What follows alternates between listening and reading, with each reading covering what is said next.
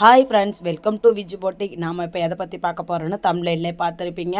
நம்ம வரப்போகிறது பண்டிகை காலத்தை நம்ம எப்படி பிளான் பண்ணி நம்ம இந்த இந்த சக்ஸஸாக முடித்து நம்ம இந்த பண்டிகை நாளை நம்ம கொண்டாட போகிறோம் அப்படின்றத நம்ம இந்த வீடியோவில் பார்க்க போகிறோம். இது ரொம்ப லாங்காக போகும். அதனால் இது பார்ட் 1 பார்ட் 2 அப்படின்ற மாதிரி போட்டுக்கலாம் அப்படின்ற மாதிரி ஒரு ஐடியாவில் இருக்கேன்.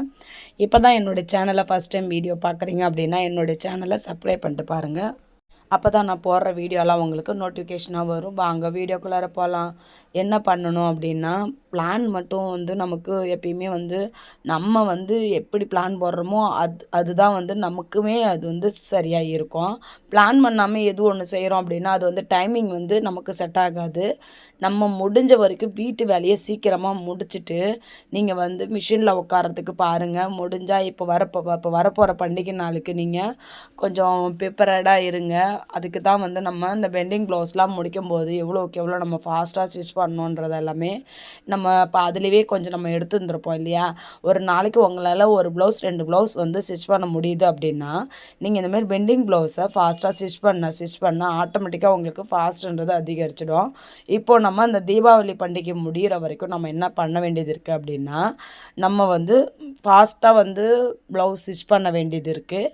அதுக்கப்புறம் நமக்கு என்னென்னலாம் நமக்கு ஒர்க்கு இருக்கோ அதுக்கேற்ற மாதிரி நம்ம டைமிங்கை மேனேஜ் பண்ண வேண்டியது நிறைய இருக்குது இல்லையா. இதில் நம்ம என்னென்ன பண்ண போகிறோம் அப்படின்றதுனா, நீங்கள் என்ன மாதிரிலாம் உங்களுக்கு ஒர்க்கு வருதோ அதுக்கேற்ற மாதிரி தான் நீங்கள் பிளான் பண்ண போகிறீங்க. இப்போ எனக்கு வர ஒர்க்குக்கு ஏற்ற மாதிரி நான் பண்ணிப்பேன். எனக்கு அதிகமாக எனக்கு ரொம்ப பிடிச்சது அப்படின்னு பார்க்க போனாக்கா எனக்கு ப்ளவுஸ் தான் எனக்கு ரொம்ப ஸ்டிச் பண்ணுறதுக்கு பிடிக்கும். நான் எதுலேயுமே ஒரு சலிப்பு தன்மையே எனக்கு இருக்காது. உடம்பே டயர்டாக இருக்குது, உடம்பே முடியல அப்படின்னாலுமே எனக்கு ப்ளவுஸ் தைக்கிறதுக்கு எனக்கு அவ்வளோ பிடிக்கும். அதனால் எனக்கு ரொம்பவும் டைம் எடுத்துக்க மாட்டேன். நம்ம அதிகமாக எது தைக்கிறோமோ அதுதான் நமக்கு ஃபாஸ்ட் வரும் இல்லையா. அதுபோல் உங்களுக்கு தெரியும் நீங்கள் எதில் ஃபாஸ்ட்டாக தைப்பீங்க அப்படின்ட்டு. சுடிதாரா, சாதா ப்ளவுஸா, லைனிங் ப்ளவுஸா, டிசைனர் ப்ளவுஸா, இது போல் நிறைய இருக்குது. அதனால் நீங்கள் அதெல்லாம் உங்களுக்கு தெரிஞ்ச மாதிரி நீங்களும் பிளான் பண்ணி ஒவ்வொரு மெட்டீரியலும் வரும்போது அதை நீங்கள் பிளான் பண்ணி செய்கிறீங்க அப்படின்போது உங்களால் கண்டிப்பாக ஃபாஸ்ட்டாகவும் ஸ்டிச் பண்ண முடியும். நம்ம கஸ்டமர் கேட்ட நேரத்துக்கும் நம்மளால் ஸ்டிச் பண்ணி கொடுக்க முடியும் இல்லையா. இப்போ பாருங்கள், எனக்கு ஆயுத பூஜைக்கு இப்போது கம்பெனியில் செட்டு சாரின்னு சொல்லிட்டு ஒரு 2-3 பேர் கொடுத்துட்டு போயிருக்காங்க. அதையுமே நம்ம ஸ்டிச் பண்ண வேண்டியது இருக்குது. இது போல் நம்ம கம்பெனிங்களில் அதாவது ஒர்க்குக்கு போகிறாங்க இல்லையா, அவங்க ஒரு செட்டாக ஒரு 4-5 பேர் ஒன்றா போடணும் அப்படின்ற மாதிரி தான் இப்போ எல்லாமே வந்துட்டு இருக்கு. அதனால் ஒரு 4-5 பேர் இப்போதைக்கு எனக்கு கொடுத்துருக்காங்க. அதுக்கப்புறம் ஒரு 3 பேர் காலேஜ் ப்ரொஃபஸர் அவங்க கொடுத்துருந்தாங்க. ஒரு 2 ப்ளவுஸ் கொடுத்துருக்காங்க. அதையுமே நான் பார்க்க வேண்டியது இருக்குது. நம்ம இதெல்லாமே பார்த்துக்கிட்டு இதுக்கு நடுவில் நம்ம அர்ஜென்ட் துணி அப்படின்னு சொல்லிட்டு வர்றோம். அதுவுமே நம்ம பார்க்க வேண்டியது இருக்குது. இதையெல்லாம் நம்ம பார்த்து தான் நம்ம இந்த வேலையும் பார்த்துக்கணும். நமக்கு இதுக்கப்புறம் வரப்போகிற தீபாவளிக்கு இன்னும் சொல்லப்போனால் உங்களுக்கு நான் சொல்கிறது இது இன்னமும் உங்களுக்கு ஒரு ஷாக்காக கூட இருக்கலாம். ஒரு கஸ்டமர் என்ன பண்ணியிருக்காங்க அப்படின்னா, எனக்கு ஆயுத பூஜைக்கு துணி தைக்கிறதுக்கு கொடுத்துருக்குறாங்க. அப்படி கொடுக்கும்போது தீபாவளிக்கும் சேர்த்து எடுத்துன்னு கொடுத்துட்டாங்க. எனக்கு இப்போவே நீங்கள் தீபாவளிக்கு ஸ்டிச் பண்ணி கொடுத்துருங்க, அதுக்கப்புறம் நீங்கள் ரொம்ப பிஸியாக இருப்பீங்க, எனக்கு இப்போவே தைச்சி கொடுத்துருங்க அப்படின்னு சொல்லிட்டு அவங்க இப்போவே கொடுத்துட்டு போயிட்டாங்க. அப்போ ஆல்ரெடி எனக்கு தீபாவளி ஒர்க்கு ஸ்டார்ட் ஆகிடுச்சு. இது போல் எத்தனை பேருக்கு தீபாவளி ஒர்க்லாம் ஸ்டார்ட் ஆகிடுச்சு, இல்லை எனக்கு எப்பயுமே எனக்கு ஒர்க்கு செம்ம பிஸியாக தான் சிஸ்டர் இருப்பா அப்படின்னாலுமே நீங்கள் எனக்கு சொல்லுங்கள். நமக்குமே ஒரு வியூவர்ஸ் நம்மளுடைய உறவுகள் ஒருத்தவங்க நமக்கு சிஸ்டர் நமக்கு கமெண்ட் பண்ணியிருந்தாங்க. சிஸ்டர், எனக்கு எந்த நாள்லேயும் துணி நிறையா இருக்குது, எப்பயுமே எனக்கு ரெஸ்ட்டே இல்லாமல் நான் தைச்சிட்டு இருக்கேன் அப்படின்ட்டு அவங்களுமே சொல்லியிருந்தாங்க. அவங்க சொன்னதை நான் கேட்கும்போது எனக்கு நான் பேசுகிறத நானே கேட்குற மாதிரி எனக்கு இருந்துச்சு. அப்போது என்ன மாதிரியே ஒரு சிஸ்டர் இருக்காங்க அப்படின்னு சொல்லிட்டு எனக்கே ஒரு ஆச்சரியமாக இருந்துச்சு. எத்தனையோ பேருக்கு மத்தியில் எனக்கு துணி வரல, நான் துணியே அதிகமாக வரல, எனக்கு தைக்கிறதுக்கே இல்லை அப்படின்னு சொன்னவங்க தான் என் காதில் கேட்டிருக்கேன். ஆனால் இப்போது வந்து ஃபஸ்ட் டைம் வந்து அவங்க வந்து சொல்லியிருந்தாங்க, எனக்கு வந்து ஒர்க்கு செம்ம டைட்டாக இருக்குது சிஸ்டர், என்னால் வந்து ஒரு நாளைக்கு நான் 8 ப்ளவுஸ் தைக்கிறேன், என்னால் ஆனால் அந்த ப்ளவுஸுங்களை எல்லாத்தையுமே முடித்து கொடுக்க முடியலன்ற மாதிரி எனக்கு கமெண்ட் பண்ணியிருந்தாங்க. இது போல் கேட்குறதுக்கு எனக்கு ரொம்ப எப்படி சொல்கிறது, நானே என்ன நான் பார்க்குற மாதிரி இருக்குது. நான் வந்து என்னென்னலாம் பண்ணுறேன் அப்படின்றத நான் உங்ககிட்ட சொல்கிறேன் சிஸ்டர். நீங்கள் வந்து அதிலிருந்து உங்களுக்கு எது தேவையோ அதை நீங்கள் எடுத்துக்குவாங்க.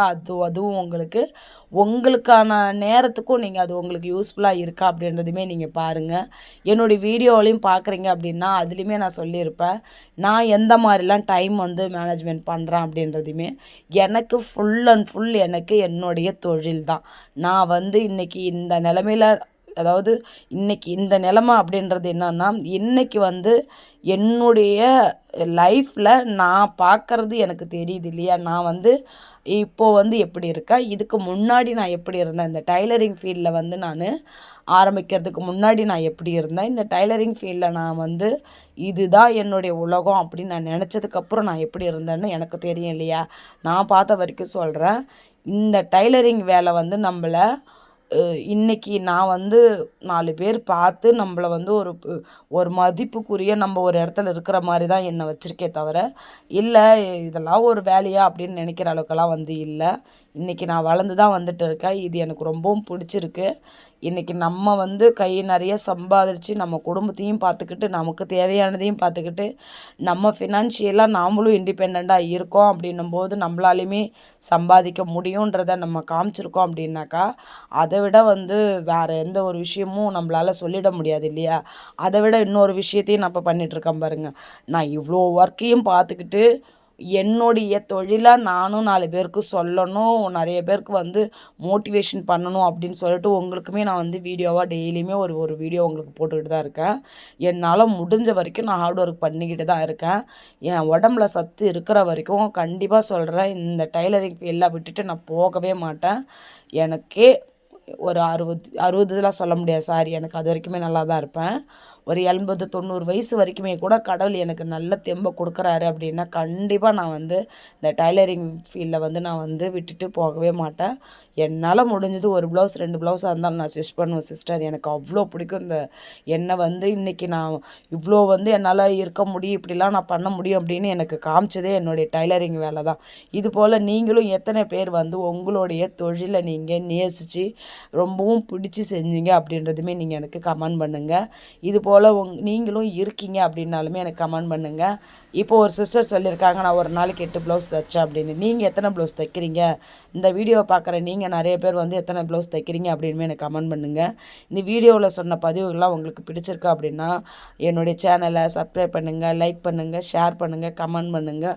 இது வரைக்கும் என்னுடைய வீடியோவை ஸ்கிப் பண்ணாமல் பார்த்த அனைவருக்கும் ரொம்ப ரொம்ப நன்றி. உங்கள் வீட்டாண்ட யாருன்னா தையல் தொழில் பழகிறாங்க அப்படின்னா அவங்களுக்குமே இந்த வீடியோவை ஷேர் பண்ணி விடுங்க. அவங்களுக்குமே ரொம்பவும் உபயோகமாக இருக்கும்.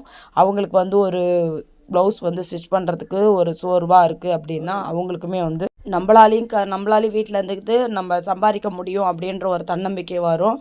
இது வரைக்கும் என்னுடைய வீடியோவை ஸ்கிப் பண்ணாமல் பார்த்த அனைவருக்கும் ரொம்ப ரொம்ப நன்றி. Bye friends.